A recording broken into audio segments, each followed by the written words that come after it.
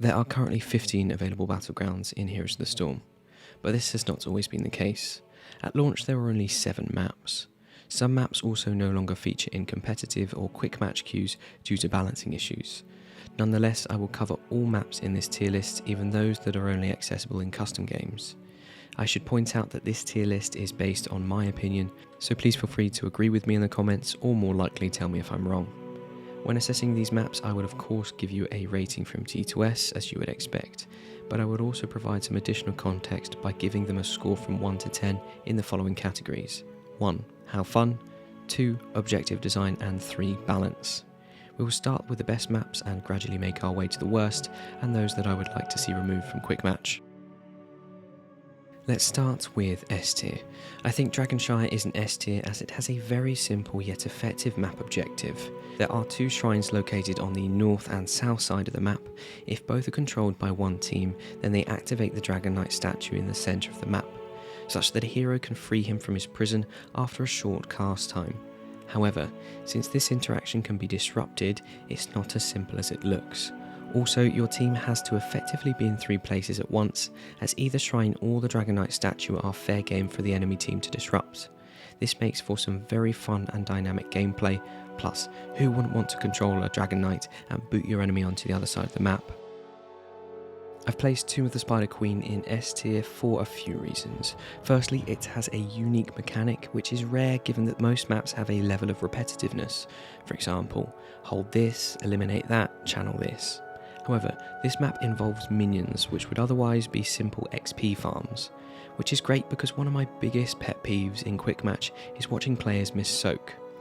Now you are incentivized to soak more because it is the map objective. By picking up gens from slain minions, you can hand these in to summon 3 lanes of web weavers, but you can also choose to recruit mercenaries, siege or the boss, which again can result in some good backdoor strategies.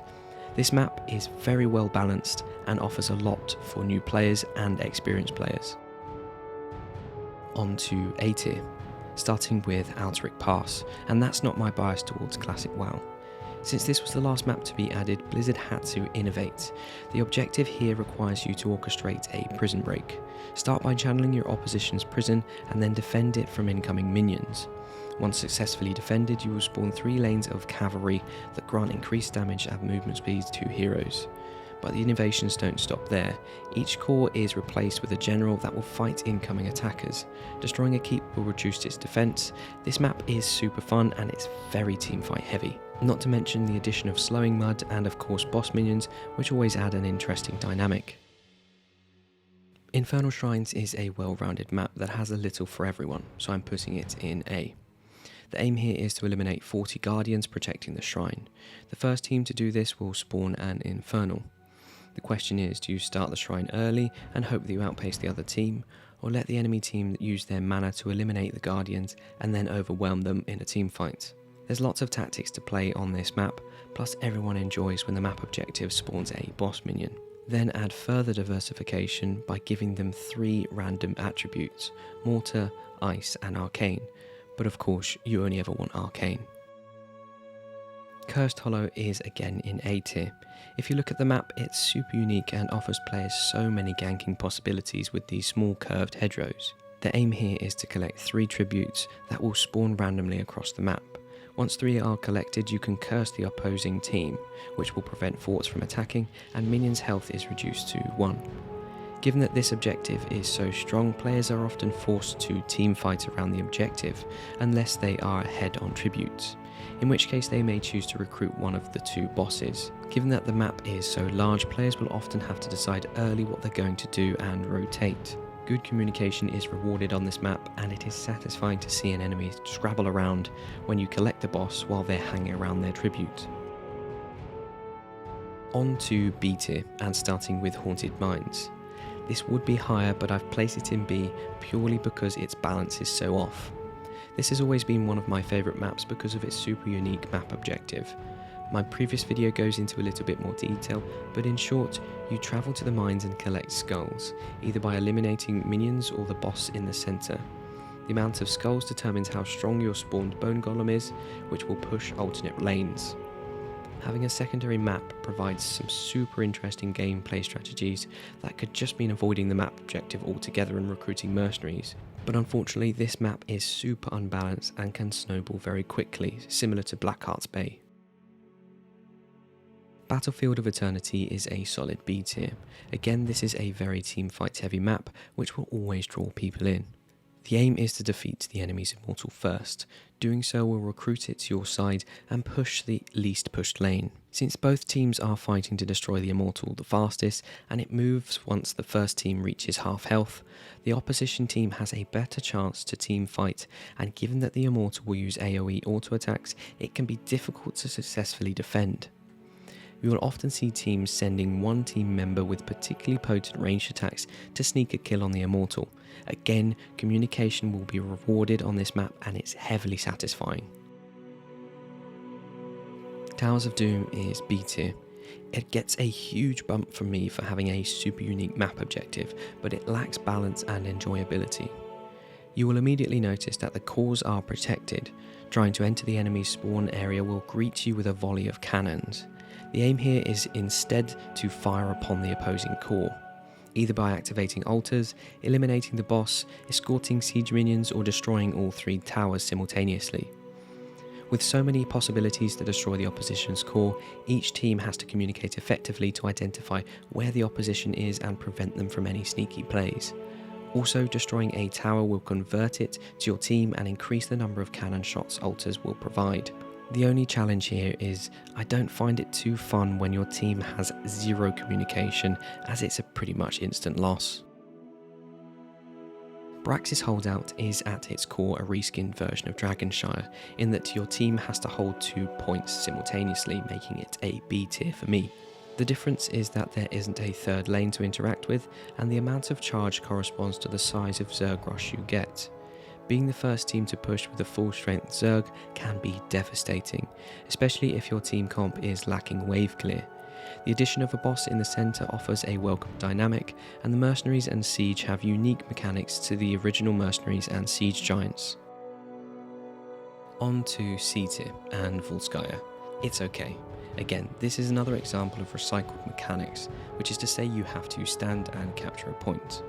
That being said, the output of which is a teamfight heavy map, which most people like, and you're able to pilot a massive robot.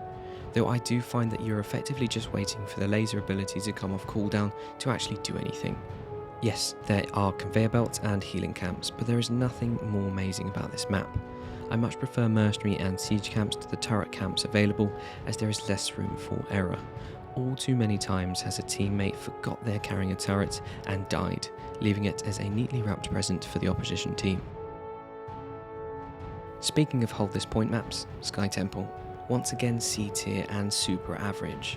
Holding the point will cause the temple to fire at the least pushed tower, though I find that this isn't actually very strong at all.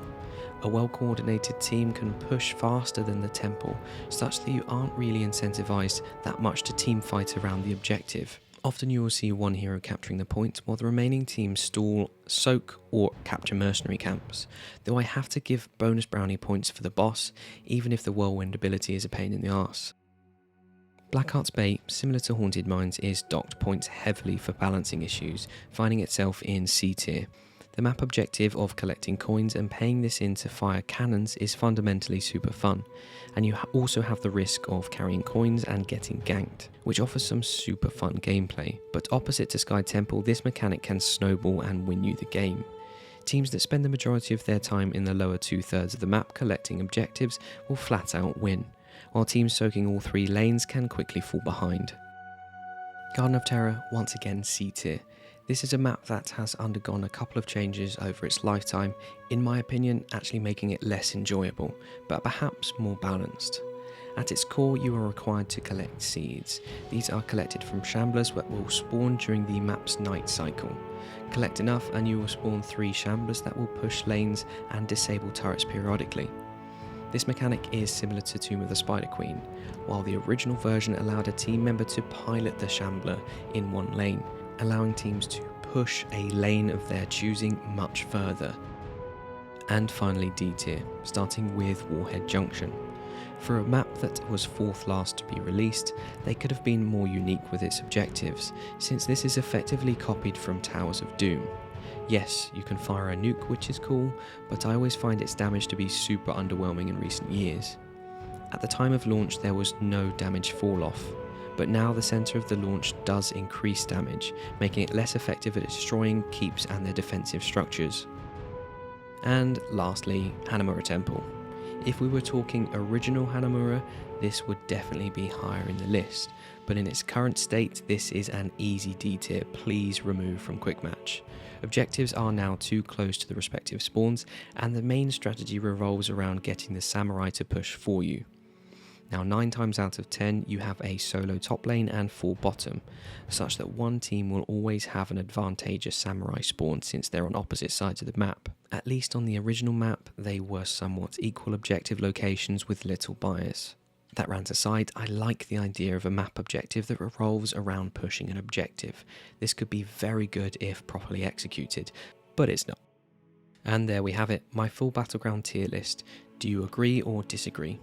Do you have any ideas for unique maps or map objectives? Some people in my comments have even suggested procedurally generated maps, which could be interesting, but perhaps a little hard to balance. I'd love to know your thoughts. As always, feel free to like, dislike or comment on this video, it helps me and the YouTube algorithm. Subscribe for more content and I will see you in the next upload.